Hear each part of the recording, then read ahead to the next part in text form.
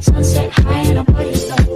Blood rush in a hazy glow. My hands to the bones. You stop.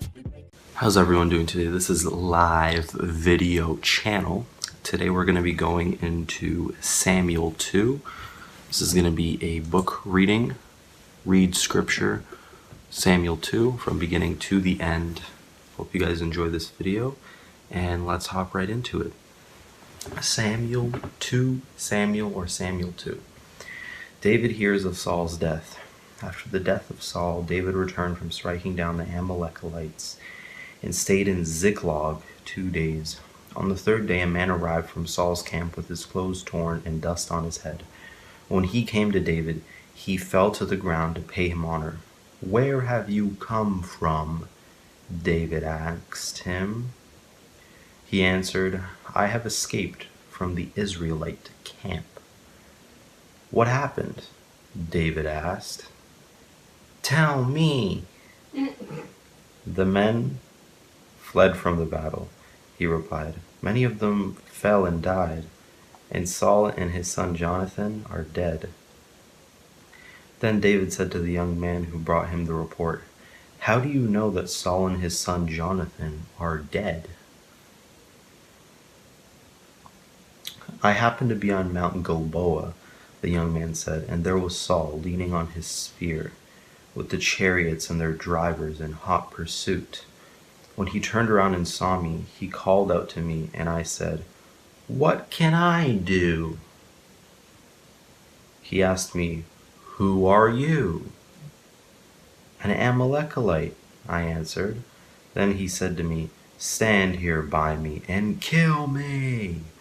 I'm in the throes of death, but I'm still alive.' So I stood beside him and killed him, because I knew that after he had fallen he could not survive. And I took the crown that was on his head and the band on his arm, and have brought them here to my lord." Then David and all the men with him took hold of their clothes and tore them. They mourned and wept and fasted till evening for Saul and his son Jonathan, and for the army of the Lord and for the nation of Israel, because they had fallen by the sword. David said to the young man who brought him the report, "Where are you from?" "I am the son of a foreigner, an Amalekite," he answered. David asked him, "Why weren't you afraid to lift your hand to destroy the Lord's anointed?"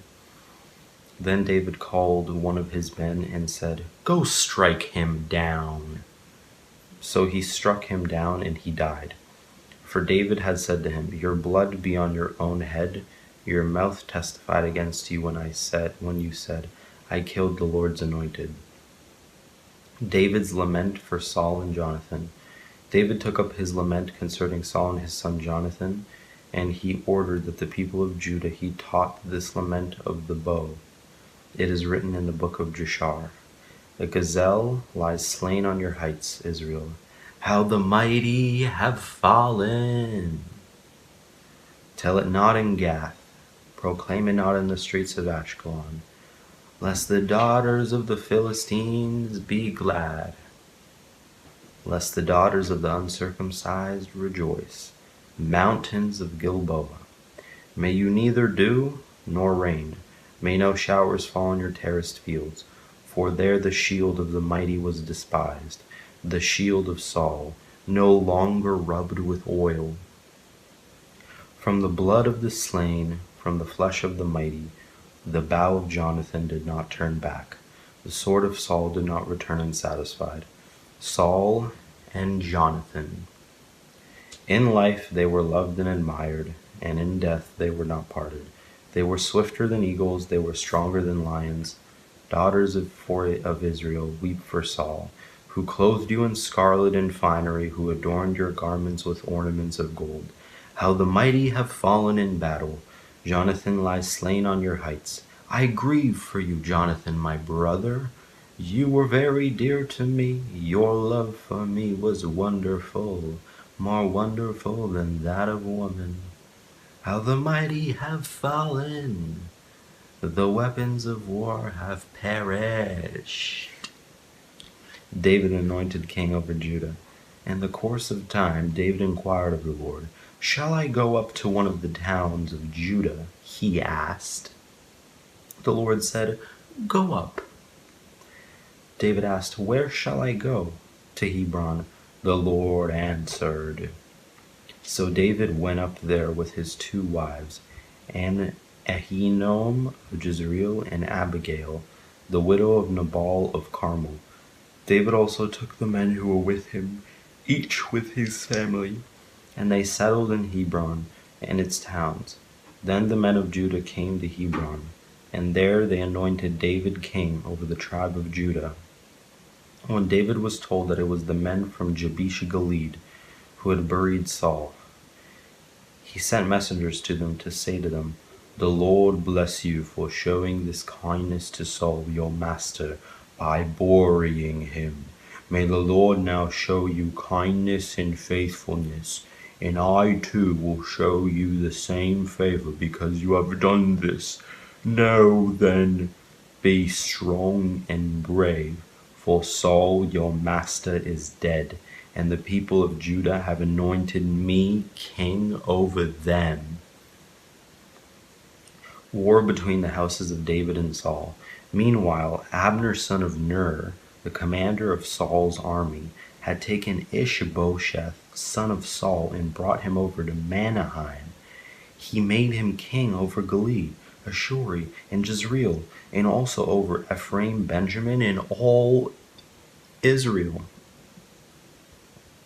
Ishbosheth son of Saul was 40 years old when he became king over Israel, and he reigned 2 years. The tribe of Judah, however, remained loyal to David. The length of time David was king in Hebron over Judah was 7 years and 6 months. Abner son of Ner, together with the men of Ishbosheth son of Saul, left Mahanaim and went to Gibeon. Joab son of Zeruiah and David's men went out and met them at the pool of Gibeon. One group sat down on one side of the pool and one group on the other side. Then Abner said to Joab, "Let's have some of the young men get up and fight hand to hand in front of us." "All right, let them do it," Joab said. So they stood up and were counted off, 12 men for Benjamin and Ishbosheth son of Saul, and 12 for David. Then each man grabbed his opponent by the head and thrust his dagger into his opponent's side, and they fell down together. So that place in Gibeon was called Helkath Hazurim. The battle that day was very fierce, and Abner and the Israelites were defeated by David's men.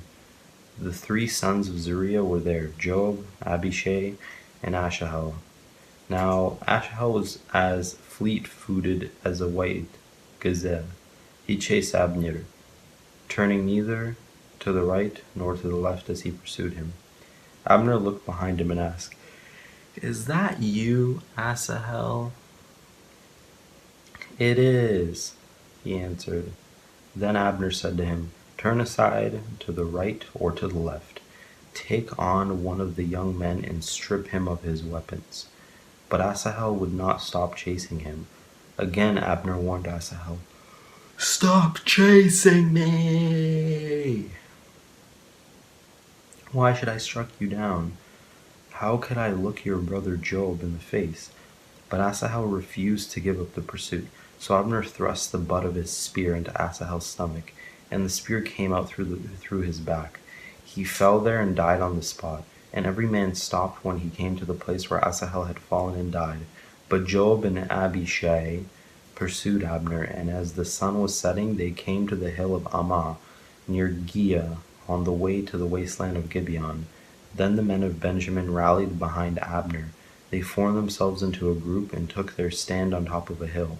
Abner called out to Joab, "Must the sword devour forever? Don't you realize that this will end in bitterness? How long before you order your men to stop pursuing their fellow Israelites?" Joab answered, "As surely as God lives, if you had not spoken, the men would have continued pursuing them until morning." So Joab blew the trumpet, and all the troops came to a halt. They no longer pursued Israel, nor did they fight any more. All that night Abner and his men marched through the Arabah. They crossed the Jordan, continued through the morning hours, and came to Mahanaim. Then Joab stopped pursuing Abner and assembled the whole army, besides Asahel